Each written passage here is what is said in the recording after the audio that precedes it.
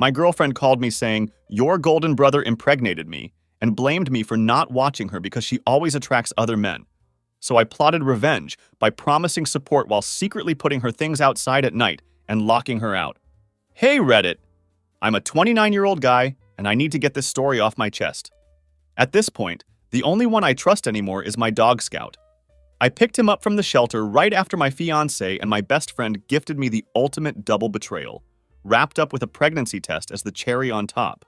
Scout's solid, loyal, no lies, no pretending, and definitely no side missions behind my back. Just tail wags and genuine companionship from someone who actually means it when they show affection.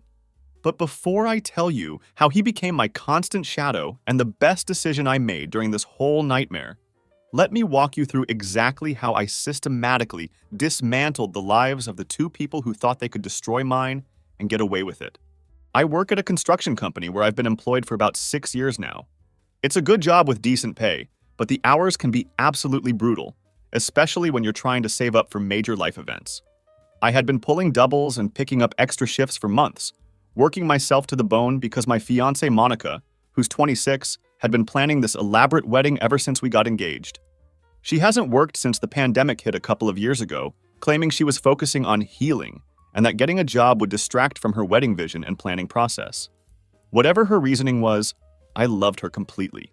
So I busted my ass working 65+ hours a week so she could have her dream venue and all the fancy details she'd been pinning on Pinterest for months. We lived together in this decent 2-bedroom, 1-bathroom apartment in a complex that was built sometime in the late 90s. The place definitely had its issues that came with age.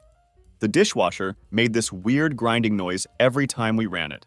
The neighbors above us apparently practiced some form of step dancing at 3 a.m. on a regular basis, and the maintenance guys took their sweet time fixing anything that broke down. But it was affordable and close to my work, which made the commute bearable even when I was working those long shifts.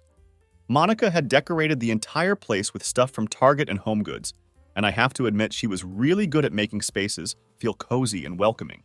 She had this eye for putting together colors and textures that actually worked well together, and our little apartment felt like a real home because of her efforts.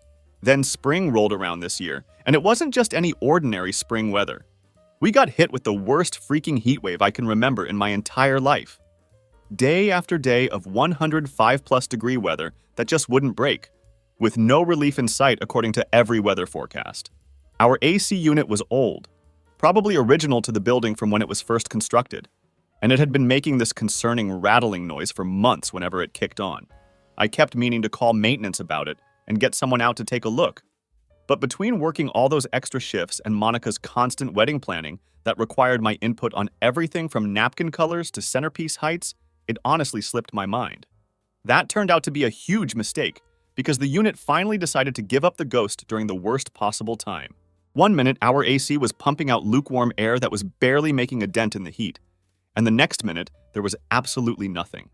Just this sad little clicking sound followed by complete silence, and then our apartment started turning into a literal oven within just a few hours. I'm not exaggerating when I say sweat was actually dripping down the walls from the humidity and heat.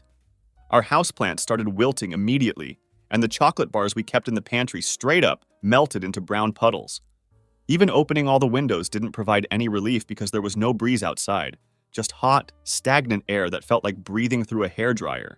Monica was absolutely miserable in the heat, and honestly, I wasn't doing much better. She kept taking cold showers every couple of hours just to get some temporary relief, and I'd find her laying spread out on the kitchen floor because the tiles were slightly cooler than anywhere else in the apartment. I wasn't in much better shape, coming home after grueling 13-hour shifts on construction sites that had spotty air conditioning at best, only to walk into an apartment that was pushing 98 degrees inside. It was pure torture, and we both knew we couldn't survive like that for very long. I called maintenance immediately when the AC died, but they were completely swamped with similar calls from all across the complex. "Sorry, man, AC units are dropping like flies in this heat," the maintenance guy told me over the phone. "We'll get to you as soon as we can, but I'm not going to lie to you.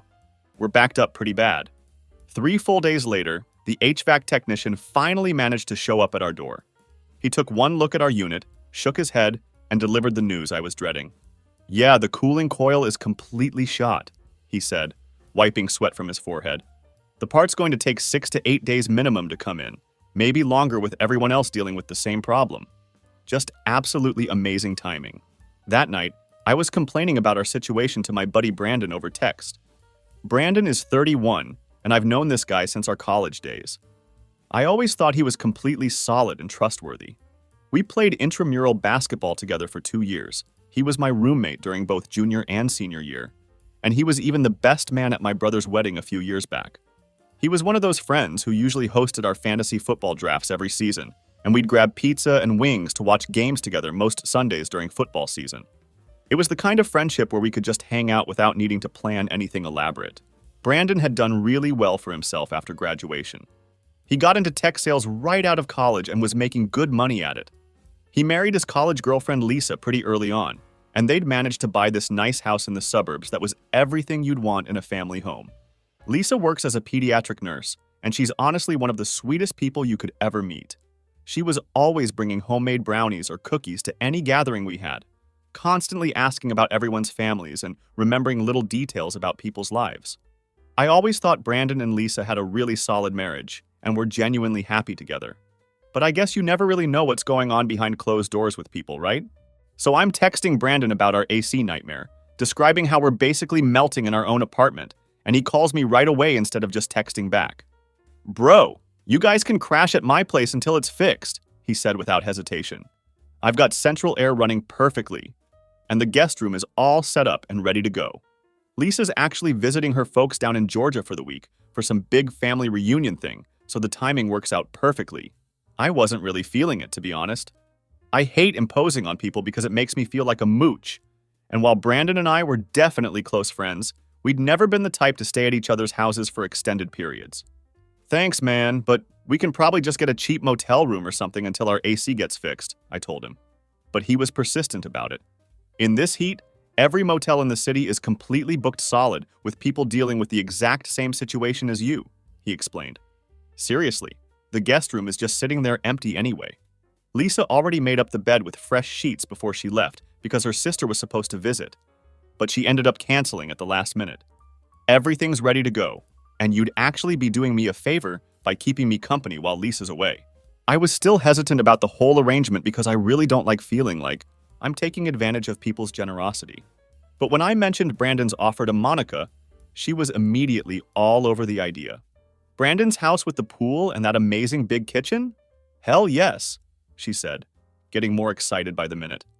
"It'll be fun, like a little vacation from our regular routine.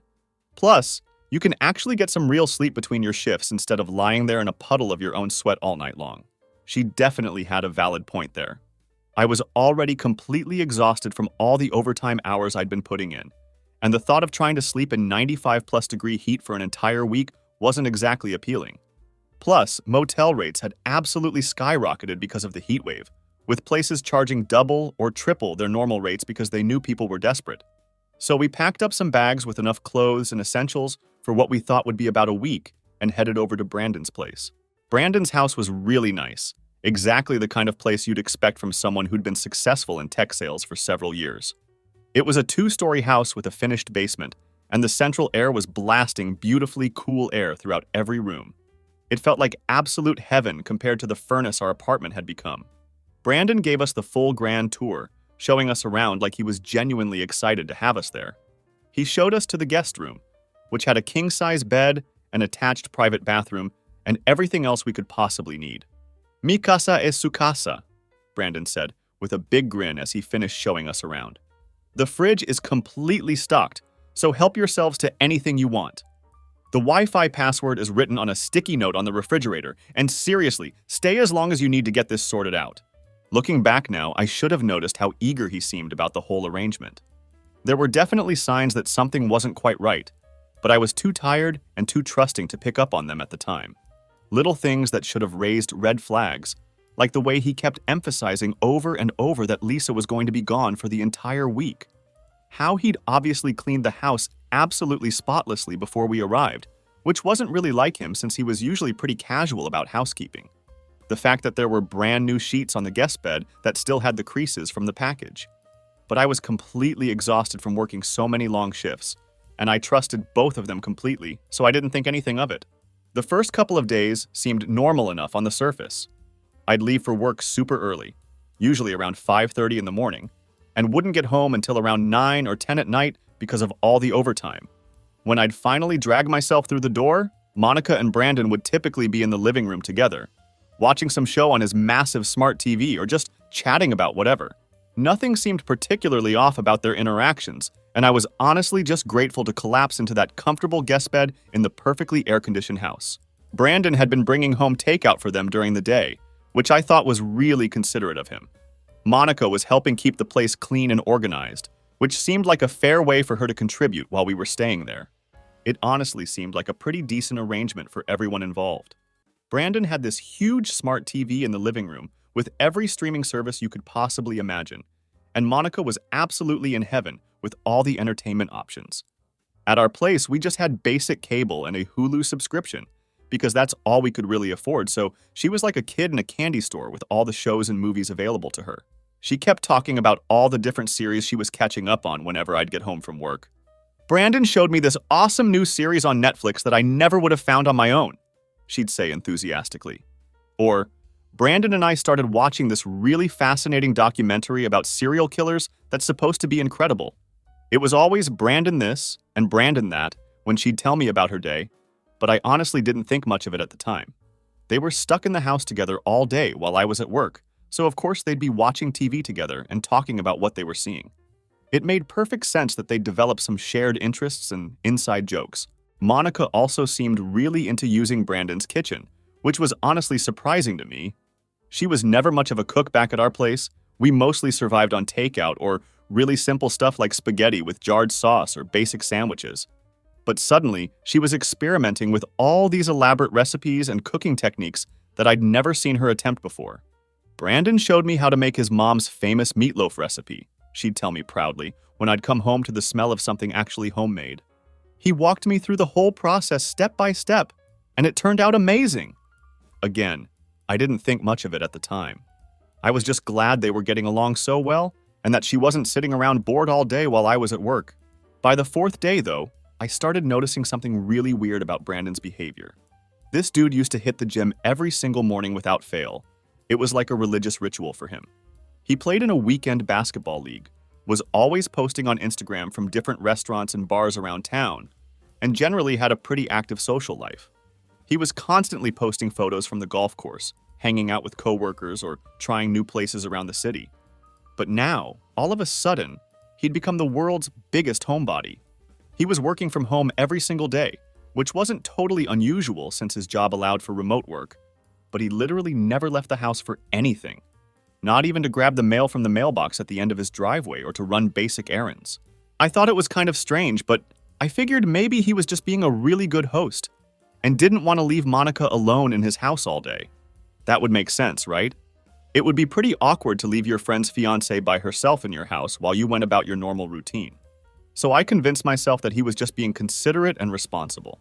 But there were other little things that started adding up in ways that made me uncomfortable, even though I couldn't quite put my finger on why. Small details that individually didn't mean much, but together started forming a pattern that bothered me.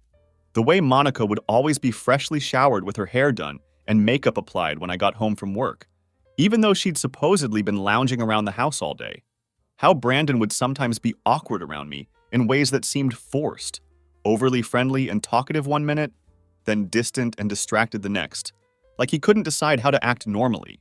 They had developed all these inside jokes and references after just a few days of spending time together, laughing about things that had apparently happened during the day while I was at work. When I'd ask what was so funny, they'd kind of brush it off with vague explanations that didn't really make sense or seem as amusing as their reaction suggested. I also noticed that Monica was dressing completely differently at Brandon's house compared to how she usually dressed at home.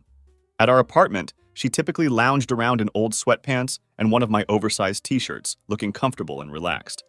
But at Brandon's place, she was always wearing these little shorts and fitted tank tops that showed off her figure, even though his house was kept at a comfortable 68 degrees with the air conditioning running constantly. When I mentioned it casually one evening, she just shrugged and said, "It's hot outside, so I'm dressing for the weather." But that didn't really make sense since we were spending all our time inside his perfectly climate-controlled house. By the fifth day, I was honestly itching to get out of there and back to our own place. I couldn't really explain why, but I had this constant low-level pressure in my chest, like we were overstaying our welcome or somehow throwing off the natural dynamic of Brandon's household.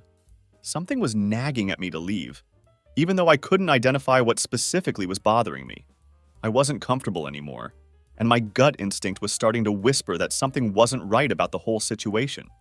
I called the HVAC company twice that day, practically begging them to move us up on their priority list and get our air conditioning fixed as soon as humanly possible.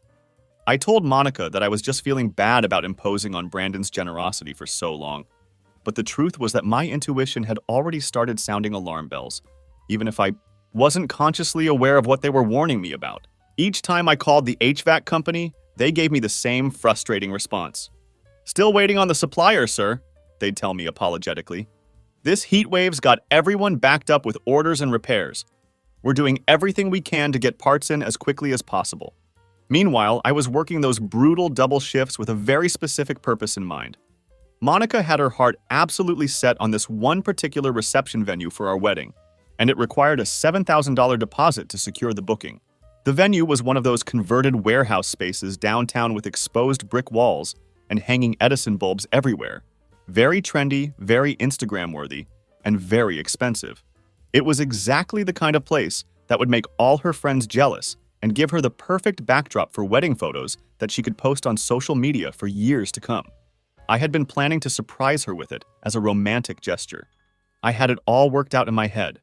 I would take her to dinner at this upscale steakhouse she loved, and then during dessert, I'd present her with an envelope containing the venue confirmation and the receipt showing I'd paid the deposit in full. I imagined how excited and emotional she'd be when she realized I'd managed to secure her dream venue.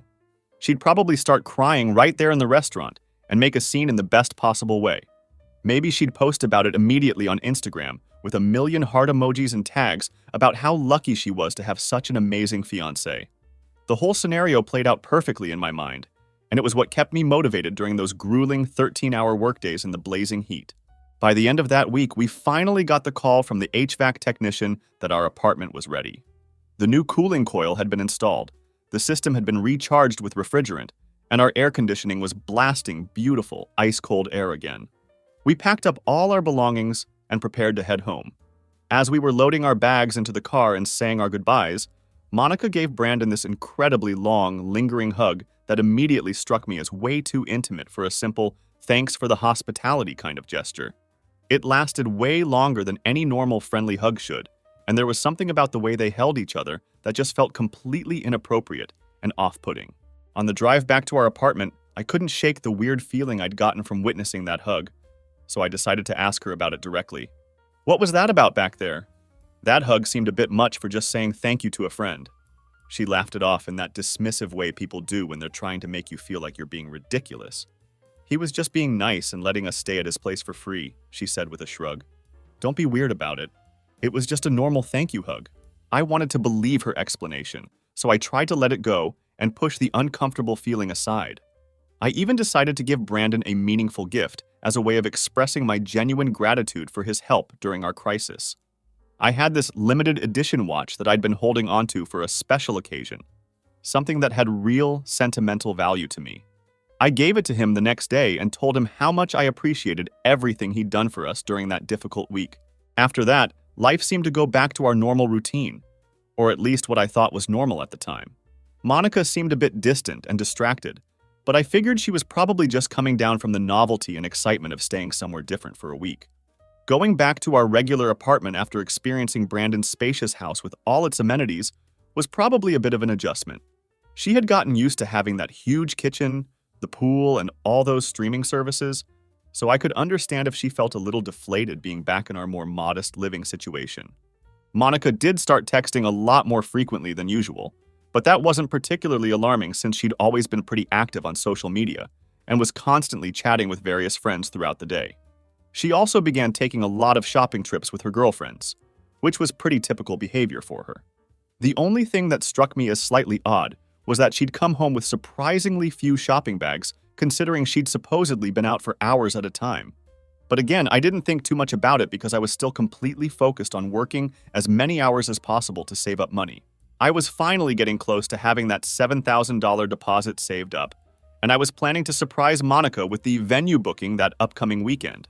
I had made a reservation at Romano's, this really nice Italian restaurant where we'd had our first official date for Saturday night. I was going to dress up in my best suit, bring her a beautiful bouquet of flowers, and make the whole evening special and romantic. Then, during dessert, I'd present her with an envelope containing the venue confirmation and the receipt showing that I'd secured her dream wedding location. It was going to be absolutely perfect, and I was so excited to see her reaction. Then, one random Thursday, while I was at the construction site unloading heavy concrete blocks in the scorching afternoon heat, my phone buzzed with a text notification. I don't usually check my phone during work shifts because we're expected to stay focused on safety and the job at hand. But we were almost finished with that particular delivery, and it could have been my foreman with another assignment or important information about the next day's schedule. So I pulled my phone out of my pocket to take a quick look. The text was from Monica, and it contained exactly 5 words that completely destroyed everything I thought I knew about my life. "I'm pregnant. It's not yours." I stared at my phone screen like it was malfunctioning or displaying some kind of error message. I read those words over and over again, but my brain couldn't process what I was actually seeing. It felt like reality had just shifted underneath my feet, and I couldn't make sense of what was happening. My coworker Carlos, who had been helping me with the concrete blocks, immediately noticed that something was seriously wrong. "You okay, man? You look like you just saw a ghost or something," he said, genuine concern in his voice. I couldn't even speak or form words to explain what had just happened. I just silently showed him my phone screen with Monica's text message displayed. Carlos read it, and his expression immediately changed to one of shock and sympathy. "Damn, dude," he whispered, shaking his head. "You need to get out of here right now and go home. I'll cover the rest of your shift and handle everything here." I managed to call Monica immediately, but it went straight to voicemail, which somehow made everything feel even more surreal and devastating. I quickly typed back a response. "What the hell does that mean?" Her reply came back almost instantly. "Come home! We need to talk!" I told my supervisor that I had a family emergency and needed to leave immediately. Carlos, who's honestly one of the most solid guys I work with, offered to stay late and finish not just my shift, but also handle the cleanup that we were supposed to do together. I definitely owe that guy a beer someday for having my back during one of the worst moments of my life. The drive home was a complete blur of confusion, anger, and disbelief. My hands were shaking on the steering wheel the entire time, and my mind was racing through every possible explanation for what Monica could mean. Who could it be? When did this happen? How long had this been going on behind my back? I kept having this stupid, naive thought that maybe there was some kind of misunderstanding or explanation that would make this all make sense. Maybe she was playing some kind of sick joke, or maybe there was some medical situation I didn't understand. But deep down in my gut, I already knew exactly what had happened and who was responsible. Brandon. It had to be Brandon. All those little weird moments and red flags that I'd noticed during our stay at his house suddenly started clicking into place like pieces of a horrible puzzle. The way he'd become such a homebody, never leaving the house while we were staying there. How Monica was always freshly showered and dressed up when I came home from work. The inside jokes and the overly long goodbye hug. Everything that had felt slightly off suddenly made perfect, devastating sense. I walked into our apartment and found Monica sitting on the couch, already crying before I had even said a single word to her. Her eyes were puffy and red from tears, with black mascara streaks running down her cheeks. She looked absolutely terrible, like she hadn't slept in days. "I didn't mean for this to happen," she said through her sobs, her voice cracking with emotion. "Brandon forced himself on me. I didn't know how to tell you about it." Then she said something that made my blood run cold. "You're the one who brought us there." She said it like it was some kind of defense. Like I should have somehow predicted that my fiancé would cheat on me with my best friend if I provided them with the opportunity. Like I was the one who had done something wrong in this situation. "You know how guys are around me?" she continued, straightening up slightly like she was about to deliver some kind of universal truth about human nature. "They get weird and obsessive and weak when they're around me. You knew your friend always had a thing for me. You saw it. You had to have noticed. You brought me into his house and left me there all day, every day, while you were at work. What did you honestly expect to happen?" That was the exact moment when everything clicked into place for me. She wasn't confessing to cheating and asking for forgiveness. She wasn't taking responsibility for betraying me and our relationship.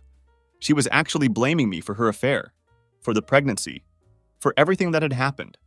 She was trying to make me responsible for her decision to sleep with my best friend in his house while I was working brutal double shifts to pay for our dream wedding. And by the way, I had never once seen Brandon show any inappropriate interest in Monica. He was literally married to Lisa, and I'd never noticed him being anything other than friendly and respectful around her. You seriously think that's a valid excuse? I said, my voice deadly calm in a way that surprised even me. That you're just so stunning, so dangerously irresistible, that any man within 100 feet of you just turns into a drooling caveman who can't control himself?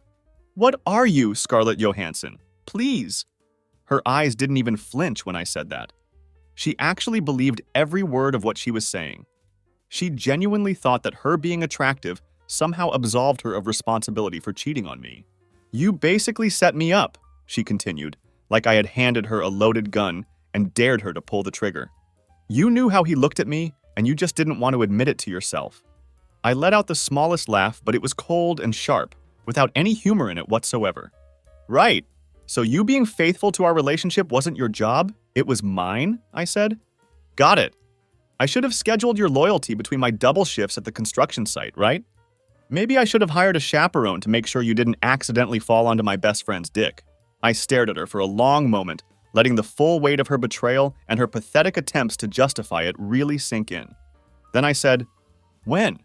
Because at that point, I didn't need to hear another bullshit excuse or rationalization. I needed the timeline. I needed to know how far back this betrayal went and how long I'd been sleeping next to a complete stranger who was lying to my face every single day. It happened on the third day we were staying there, she said, still crying and trying to make herself look like the victim in this situation. You were at work, pulling one of those long shifts. He came onto me so strong, and I was scared to say no. Something about her story wasn't adding up at all, and the timeline made absolutely no sense when I thought about it logically.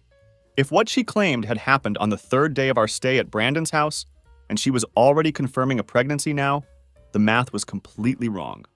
It takes at least a couple of weeks after conception before you can get a positive result on a pregnancy test, and we'd only been back from Brandon's place for about 12 days total. So you're telling me that you knew you were pregnant back when we were still staying at Brandon's house, and you didn't tell me then? I asked, watching her face carefully for any signs that she was making this up as she went along. She started stuttering and stumbling over her words. I wasn't sure about it then. I just took the test today for the first time. Complete and utter bullshit. I could see right through her lies, but I didn't say anything immediately. I just stared at her in silence, watching her squirm uncomfortably under the weight of her own contradictions, watching her pathetic story fall apart in real time.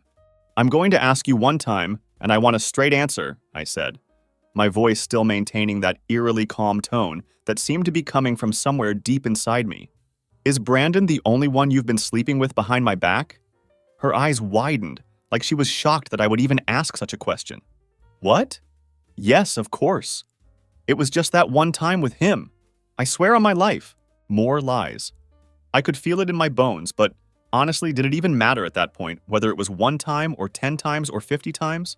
She had slept with my best friend and was now pregnant with his child, and she was sitting there trying to convince me that it was somehow my fault for putting her in that situation. You're saying he forced himself on you? I asked, making sure I understood her accusation correctly. That's a very serious thing to accuse someone of. Sexual assault is a crime. She hesitated for just a fraction of a second, and I could see her mentally recalibrating her story. Well, he was really aggressive about it, and I didn't want to upset him or make things awkward since we were staying in his house as guests. Her story was already changing right in front of my eyes. First, she claimed he had forced himself on her, which would be sexual assault. Now it was that he had been really aggressive, and she didn't want to upset him. Red flags were going up everywhere, and I could see her lies unraveling as she spoke.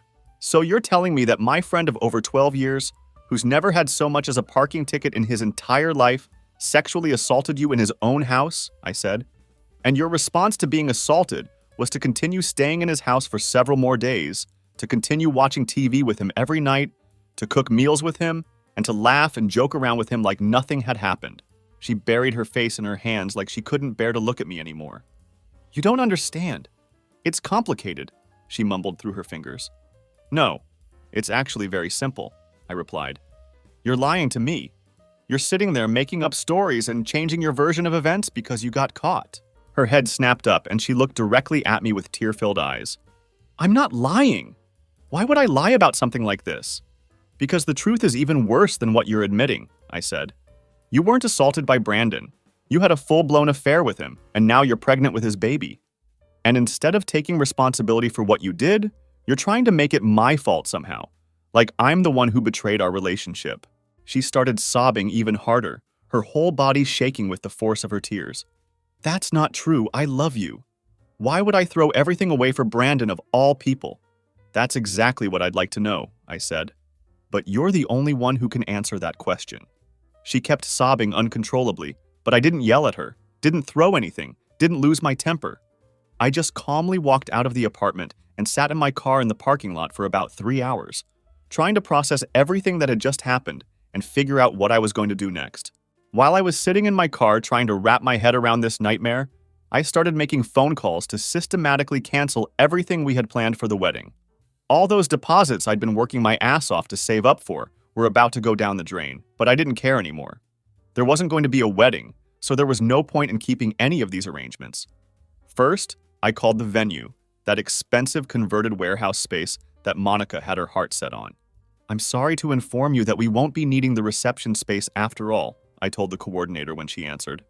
"Oh, I'm so sorry to hear that, sir," she replied with genuine sympathy in her voice. "May I ask the reason for the cancellation?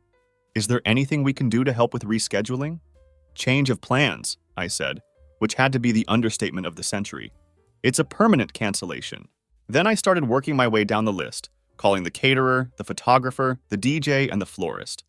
One by one, I systematically undid all the careful plans we'd made together over the past several months.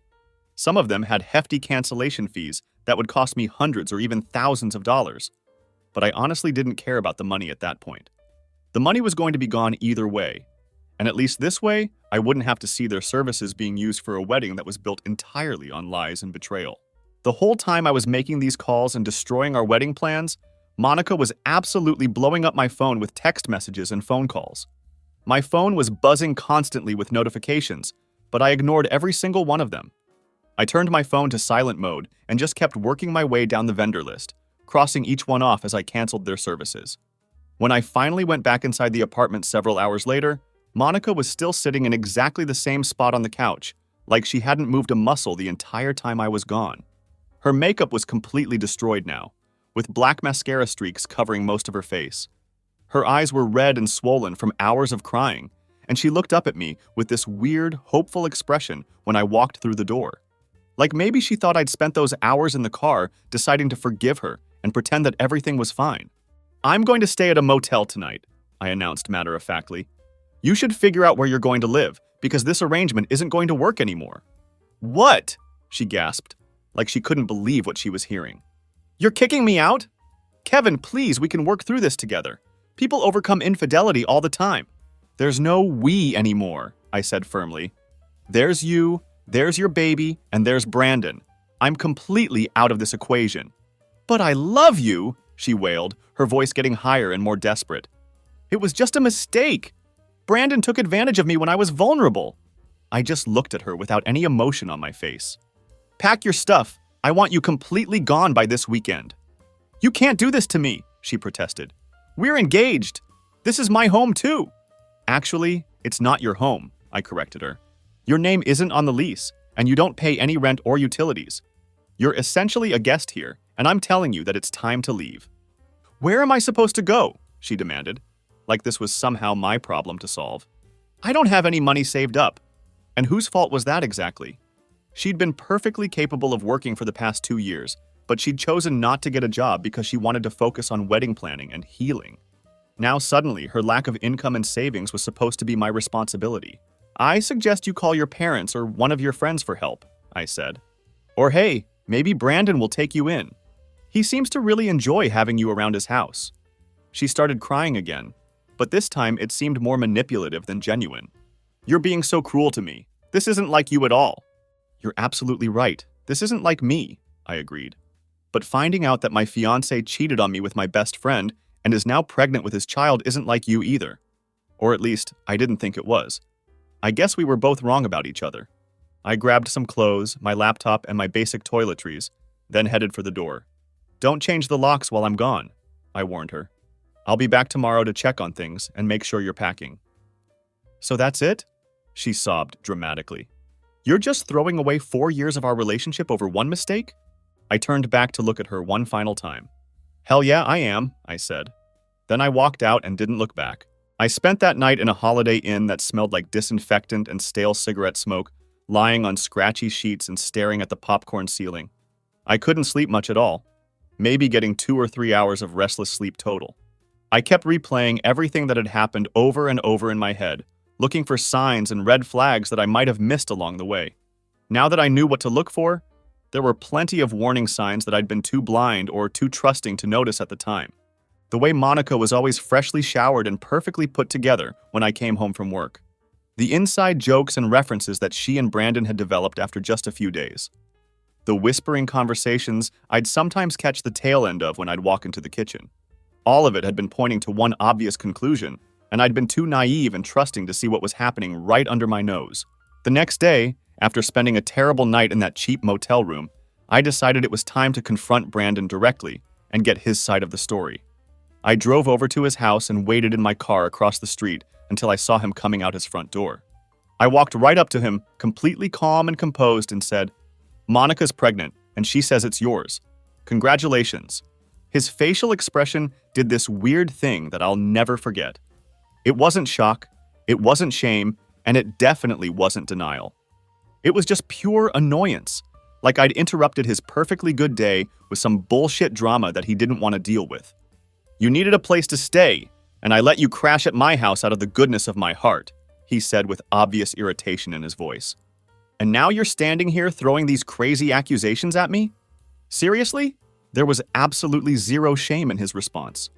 No guilt, no remorse, no acknowledgement that he'd done anything wrong. "Did you force yourself on her?" I asked, already knowing deep down what the answer would be, but wanting to hear him say it. He actually scoffed at the question like it was ridiculous. "Is that what she told you?" he said with a dismissive laugh. "Man, you should really ask yourself why she'd make up such crazy bullshit about me." "So you're denying that you slept with her?" I pressed, wanting to get a clear answer. For the first time in our conversation, he seemed genuinely at a loss for words. He opened his mouth like he was going to say something, then closed it again, clearly trying to figure out how to respond. "Look, she came on to me, all right?" he finally said, like that somehow made everything okay. What was I supposed to do in that situation? "I don't know, Brandon," I said, my voice dripping with sarcasm. "Maybe not fuck your best friend's fiancé? Maybe that would have been the right thing to do." "It wasn't like that," he said, getting defensive. "We were just hanging out, watching a movie together. She was wearing those little shorts she always wears, sitting really close to me on the couch." One thing led to another. I clenched my fists, fighting every instinct in my body that wanted to punch him square in his stupid lying face. "One thing led to another? That's your excuse?" I said. "You don't accidentally fall into your best friend's fiancé. That's not how any of this works." "Keep your voice down," he hissed, suddenly looking around nervously at his neighbors' houses like he was worried about what they might think. "Look, I'm sorry, okay? It was a mistake. But she's making it sound like I'm some kind of predator, and that's complete bullshit. She was all over me the whole week you guys stayed here," he continued, and I immediately caught the slip-up in his story. The whole week, huh? Not just one time like Monica had claimed when she was trying to minimize what had happened. Brandon's eyes widened slightly when he realized what he'd just admitted. "I just meant, flirting and stuff like that," he said quickly, trying to backtrack. "Save it," I said. "You're dead to me." Then I walked away before I did something that would land me in jail and ruin my own life in the process. I went straight home after that confrontation and started methodically packing up all of Monica's belongings into cardboard boxes. I gathered all her clothes from the closet and dresser, her extensive makeup collection from the bathroom, her books from the shelves, and all those little decorative items she'd brought into our apartment. The throw pillows, scented candles, picture frames, and various knickknacks from Target and Home Goods. I wasn't rough or vindictive with her things. I didn't break anything or throw stuff around in anger. I just calmly and systematically packed everything that belonged to her and stacked the boxes neatly by the front door. When I was finished, I sent her a simple text message. Your belongings will be on the porch Saturday morning. You have 1 hour to pick them up after that. Then I'm done with this situation. The response from her was immediate and came in multiple waves of increasingly desperate messages. First came the begging. Please don't do this to me. I love you so much, and we can work through this together. People overcome infidelity all the time if they really love each other. Then came the blame shifting. This is so unfair to me. You're punishing me for one mistake when Brandon is equally responsible for what happened. Why am I the only one facing consequences? Then the threats. I'll call the police if you put my stuff outside like that. You can't just throw me out of my home. I have rights as someone who's been living here. And finally, back to playing the victim. I have nowhere to go and no money saved up. What am I supposed to do? How can you abandon me when I'm pregnant and vulnerable?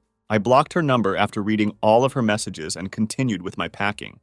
When Saturday morning arrived, I placed all her boxes on the front porch exactly as I'd promised, then drove to a coffee shop down the street because I didn't want to see her face or deal with another confrontation or round of tears and manipulation. I didn't want to risk getting drawn into another argument where she'd try to blame me for her choices or make me feel guilty for the consequences of her actions. When I returned to the apartment a few hours later, all the boxes were gone. She'd left her apartment key in the mailbox, which I thought showed at least a tiny bit of decency on her part. That night, I changed the locks anyway, just in case she'd made copies or had given a spare to someone else. After I'd secured the apartment, I collapsed onto the couch with all the lights off, no TV playing, just complete silence. And that's when the full emotional weight of everything really hit me harder than I'd expected it to. It didn't feel like justice or victory. It felt like standing in the middle of wreckage that I hadn't caused, wondering where to even start rebuilding my life from the ground up. I kept replaying every interaction, every conversation, every moment from the past few weeks, trying to understand how I'd missed all the signs. How did I not see what was happening right in front of me? How long had this affair actually been going on? Had there been other times, other people? And yeah, I'll admit it. I started blaming myself for some of it. Maybe if I hadn't accepted Brandon's offer to stay at his house. Maybe if I just stuck it out in our overheated apartment for a week. Maybe none of this would have happened. Maybe I'd created the opportunity for them to betray me. But then, exactly 1 week later, I got a phone call that changed everything and confirmed that my instincts had been right all along. The call was from Lisa, Brandon's wife. I hadn't talked to her since before this whole nightmare had started, and her voice sounded completely flat and emotionless when she spoke. I found the messages, she said without any preamble. Screenshots, pictures, everything. She wasn't forced into anything. It was completely mutual. They've been texting each other constantly since the 4th day you stayed at our house. My stomach dropped. Not because I was surprised by what she was telling me, but because having my worst suspicions confirmed still felt like a physical blow to my chest. Lisa kept talking, and her voice remained that same hollow, defeated tone. They were planning secret meetups, coordinating times when you'd be at work so they could be alone together. She was sending him explicit pictures from your bathroom while you were asleep in the guest room. I felt physically sick when she told me that. Actually nauseous. I had to sit down and put my head between my knees for a moment. When did the actual physical affair start? I asked, though I wasn't sure I really wanted to know the answer. Lisa's voice was completely devoid of emotion when she responded. From what I can piece together from reading all their text conversations, it started on the 3rd night you were staying here. After you fell asleep on the couch from exhaustion, Brandon carried you to the guest room and then... Yeah. So while I was passed out from complete exhaustion after working a brutal overtime shift to pay for our wedding, my fiancé was sneaking around the house to sleep with my best friend. They were probably giggling together about how deeply I was sleeping, how oblivious I was to what was happening right under my nose. How did you find out about all of this? I asked Lisa, though part of me didn't want to know the details of how she'd discovered her husband's betrayal. Brandon's been acting really weird ever since you guys stayed at our house, she explained. He was being distant with me, constantly checking his phone and being secretive about it, hiding the screen whenever I walked into the room. I had this gut feeling that something was seriously wrong, so I decided to check his iPad one night when he was in the shower. All of his text messages automatically synced to the iPad, so that's where I found everything. Every single message, every photo, every disgusting detail of their affair. I'm really sorry you had to go through this, she continued. It's not your fault at all. I told her, meaning every word. You got screwed over in this situation just as much as I did, if not more. I'm filing for divorce, Lisa said, with a newfound determination in her voice. My lawyer thinks I might even be able to sue for marital misconduct, depending on what other evidence we can gather. I just thought you should know the complete truth about what really happened. I thanked her for having the courage to call me and tell me everything, and then I hung up the phone. That night, something fundamental changed inside me. The numbness and shock that I'd been feeling for the past week completely wore off, and this cold, calculating anger took its place. They had deliberately and systematically destroyed my life, my ability to trust people, and my plans for the future. And for what? A few cheap thrills and some excitement behind their spouses' backs? Well, they were going to pay for what they'd done to both Lisa and me.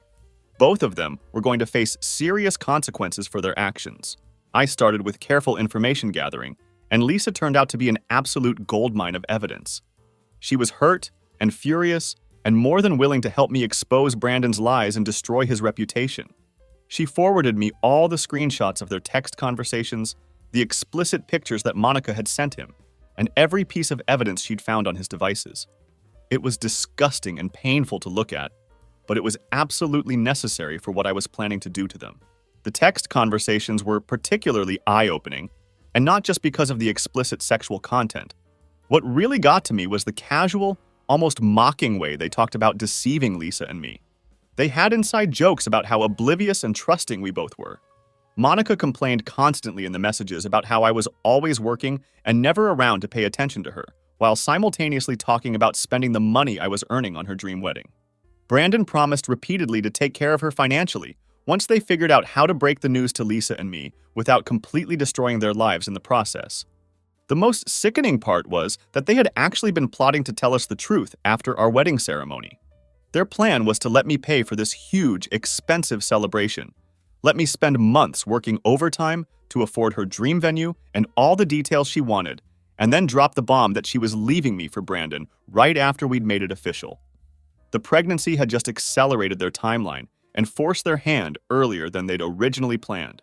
Brandon worked at this trendy tech startup that prided itself on having a culture-first workplace environment.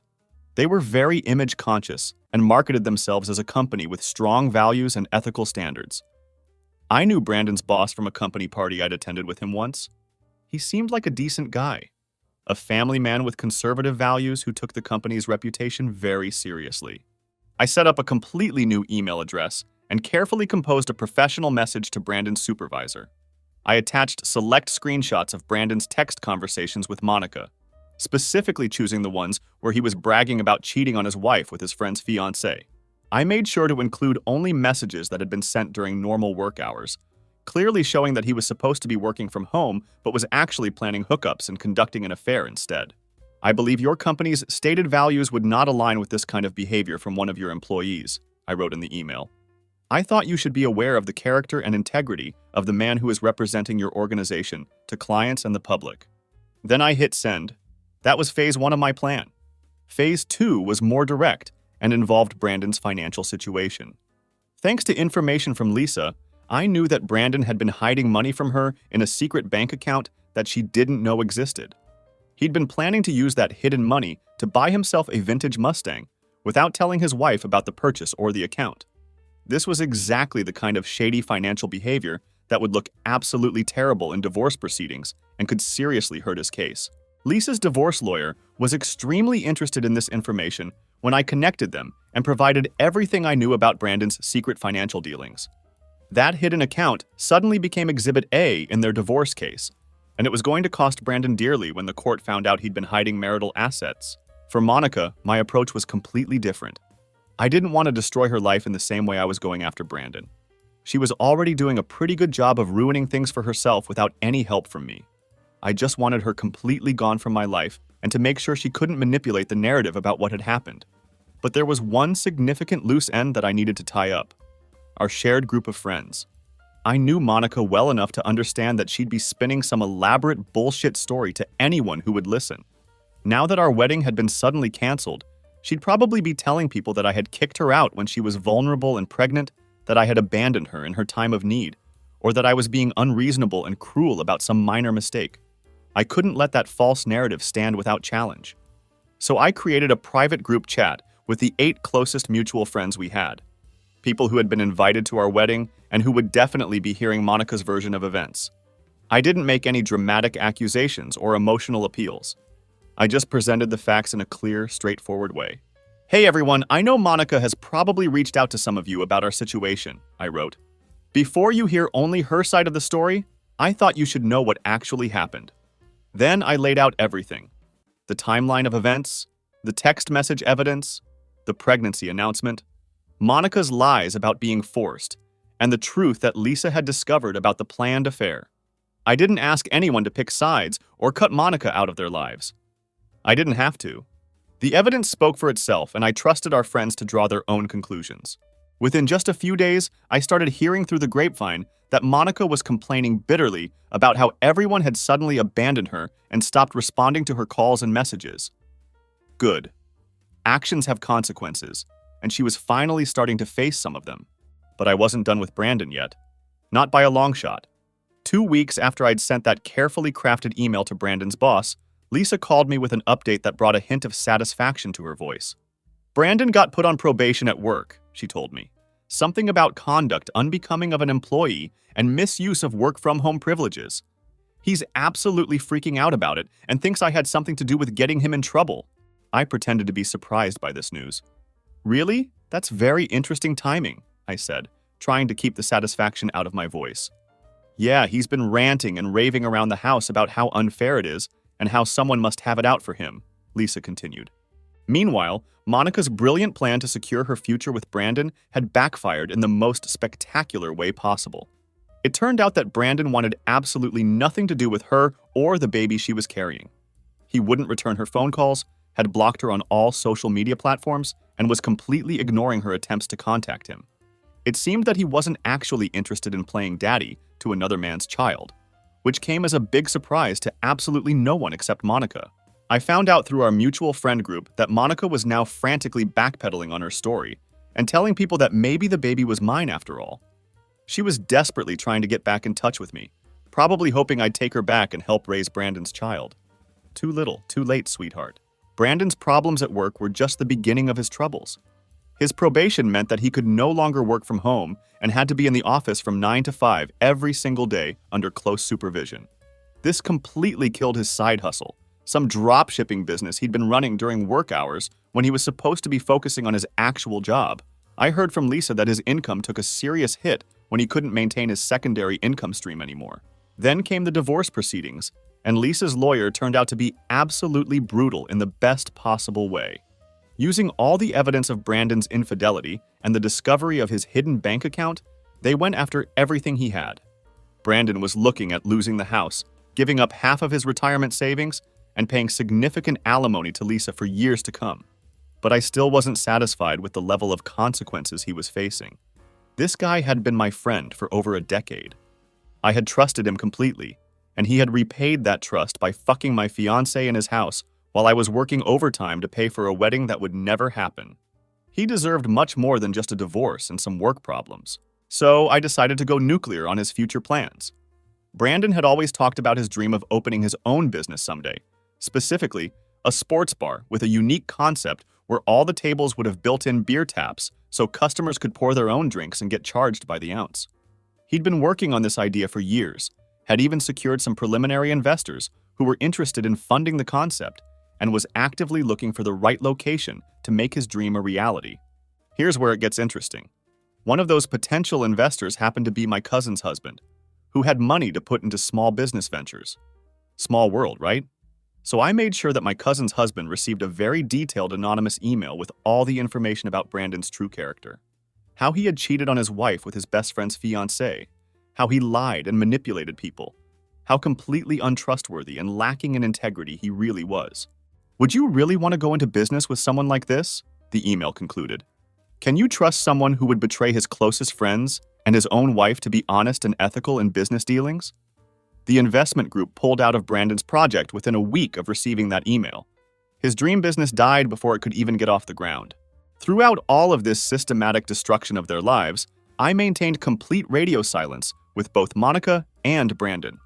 I had blocked them on every social media platform, blocked their phone numbers, and refused to engage with any attempts they made to contact me through mutual friends or other channels. I focused entirely on rebuilding my own life and moving forward from the wreckage they had created. I started hitting the gym on a regular basis, something I'd always meant to do, but never found the time for when I was working all those overtime hours. The physical exercise helped me process my anger and frustration in a healthy way, and I started feeling stronger and more confident than I had in years. I also made one of the best decisions of my entire life during this period. I adopted a rescue dog from the local animal shelter. His name is Scout, and he's this big, goofy Labrador mix with the most expressive brown eyes and a tail that never stops wagging. He quickly became my best buddy and constant companion, providing the kind of loyalty and unconditional love that I'd thought I had with Monica, but obviously never really did. Scout is solid, reliable, and genuine. He never lies, never pretends to be something he's not, and definitely doesn't sneak around behind my back planning betrayals. Lisa would call me sometimes with updates about how the divorce proceedings were going and what was happening with Monica and Brandon. It felt like we were part of some kind of survivors support group, two people who had been betrayed by the same individuals and were helping each other process the aftermath. Monica's couch surfing at her friend Amber's place now, Lisa told me during one of our conversations. She's working part-time at some vape shop, barely making enough money to survive. She tried to get child support proceedings started, but Brandon demanded a paternity test before he'd agree to anything. Most of the time, I just listened to these updates without much emotional reaction. I felt completely detached from it all, like Lisa was telling me about characters in some television drama rather than people who had once been central figures in my life. The emotional distance I'd created was protecting me from getting drawn back into their chaos. Brandon had to move out of our house and into a tiny studio apartment across town, Lisa informed me during another call. He's telling everyone who will listen that I screwed him over in the divorce and that he's the real victim in all of this. He's completely playing the victim card, acting like none of this is his fault. Meanwhile, he can't even get a date anymore because word has gotten around our social circle about what he did to his wife and best friend. I wasn't surprised by this news at all. Our social circle in the city wasn't huge, and news about infidelity and betrayal travels fast in tight-knit communities. People talk, and when someone does something as spectacularly shitty as what Brandon had done, it tends to follow them around for a long time. Actions have consequences, and Brandon was finally starting to experience some of them. Eventually, I started distancing myself from Lisa's regular updates as well. While her phone calls had initially been satisfying and helped me feel like justice was being served, I realized they were keeping me emotionally tethered to a past that I desperately wanted to forget and move beyond. I needed a completely clean break from all of it, from Monica, from Brandon, from the drama, and even from the aftermath. The divorce proceedings were moving forward. Brandon was getting exactly what he deserved, and Monica was facing the consequences of her actions. My work was essentially done. The money I had been saving up for our wedding, that $7,000 fund that I'd been working overtime shifts to build up, I used for much better purposes. I paid off my car loan completely, which eliminated a monthly payment and gave me more financial freedom.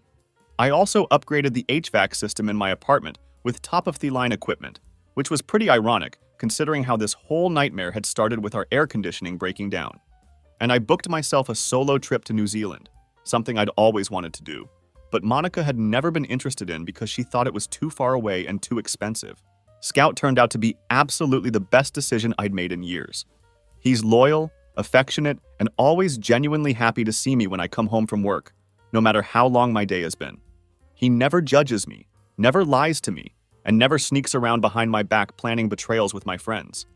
It's just pure, simple companionship without any of the complicated emotional manipulation that I'd been dealing with for years without even realizing it. We started going on these amazing long hikes together on weekends, exploring new trails in the mountains and camping out under the stars. It was exactly the kind of outdoor adventure that I'd always wanted to do, but Monica was never interested in. Too many bugs, she'd always complain whenever I suggested camping or hiking. Not enough bathrooms or air conditioning. Now I could do all the things I'd been putting off for years because my partner wasn't interested in sharing those experiences with me.